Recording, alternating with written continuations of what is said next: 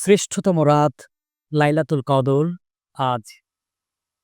মহাগ্রন্থ আল কোরআনে এমন একটি রাতের উল্লেখ রয়েছে যা হাজার মাসের চেয়ে উত্তম। সেই রাতটি হল লাইলাতুল কদর।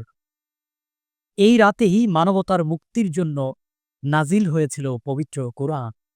এই জন্য মমিনের কাছে লাইলাতুল কদর হল ইবাদতের জন্য সর্বোত্তম সুযোগ। ৬১০ খ্রিস্টাব্দের রমজান মাস মক্কানগরীর অদূরে হেরা পর্বতের গুহায় ধ্যানমগ্ন পৃথিবীর শ্রেষ্ঠতম মহামানব। শান্ত স্নিগ্ধ সেই পরিবেশে হঠাৎ প্রবল আলোর ঝলকানি। আল্লাহর দূত তার প্রিয় রাসূলকে জানালেন, পড়ো তোমার প্রভুর নামে। পৃথিবীর বুকে আগমন হল আল্লাহর বাণী আল কোরআনের প্রথম বাক্য।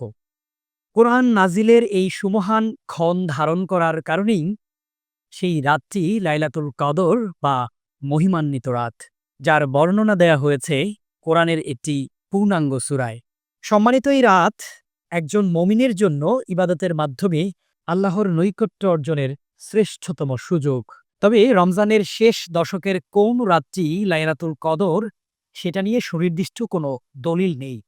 তাই উত্তম হল রমজানের শেষ দশকের রাতে এর সন্ধান করা। এ কে এম শামীম খান, নিউজ ডেস্ক, রেভলিউশন 24।